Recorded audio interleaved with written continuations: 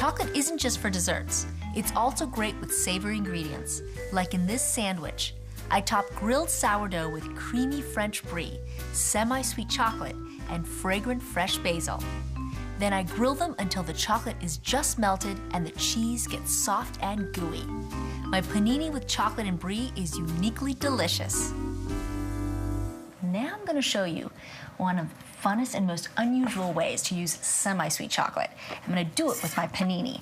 So I'm gonna start with a sourdough loaf. I'm just gonna cut that end off, and I'm gonna slice 4 slices of sourdough bread. And what I love about this sourdough bread is that the sour flavor works so well with the chocolate, because the chocolate is semi-sweet, so it's got some sugar in it.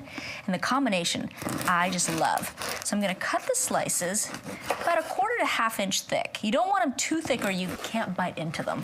And I'm just gonna drizzle some olive oil on both sides. And the olive oil, it just helps it brown, get that nice golden color. And it flavors the bread just kind of like a slightly fruity flavor. So you just want a little olive oil in. And then I'm also gonna add a little olive oil to the other side. There we go. And I'm gonna put these in my panini maker. I'm just gonna give them a slight pre-toast.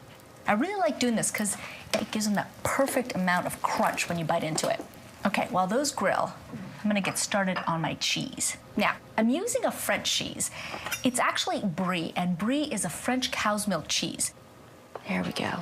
What I love about brie, it's its buttery interior. It's so soft and so buttery, and then when you heat it up, it kind of oozes out. I'm telling you, with the chocolate, it is out of this world.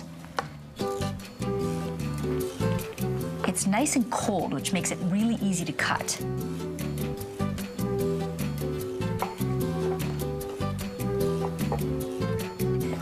One more slice. I am going to chop some basil. I know this is kind of an unusual combination. We have basil, we have brie, we have chocolate, and I know you're probably thinking to yourself, what? You gotta trust me on this one. So mix this all, chop it so that we can just put a little bit on each slice of bread. And now let me check on my bread. So now, we've got, look how beautiful these slices are. Nice and golden. So now we're gonna put a couple of slices of the cheese. We'll do it this way. There we go. And you only wanna put the cheese on one slice of bread, okay? You don't wanna over cheese it. And some chocolate chips, semi-sweet store-bought chocolate chips. And the reason I like using these chocolate chips is because they melt so easily. And I've always got chocolate chips in my freezer because I like to snack on them. So we're just gonna put some semi-sweet chocolate chips right on the top. And sprinkle the top with basil. And look at that color combination. Okay, put the top on, give it a quick little press.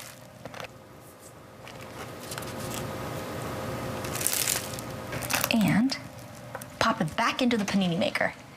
Just for a couple minutes, just so the brie starts to slowly melt, and the chocolate chips also start to slowly melt, and the basil starts to wilt.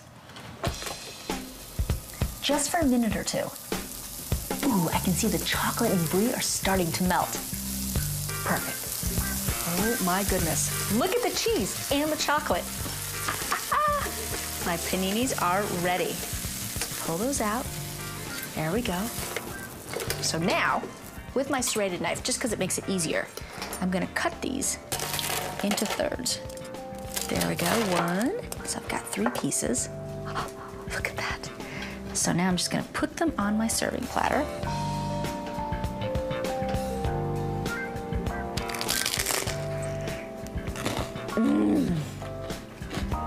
That buttery brie cheese, so soft, mixed in with the melted chocolate and a little bit of freshness from the basil. All right, my friends should be here soon. So next, I'm gonna put together my espresso bellinis and pull out my soufflés.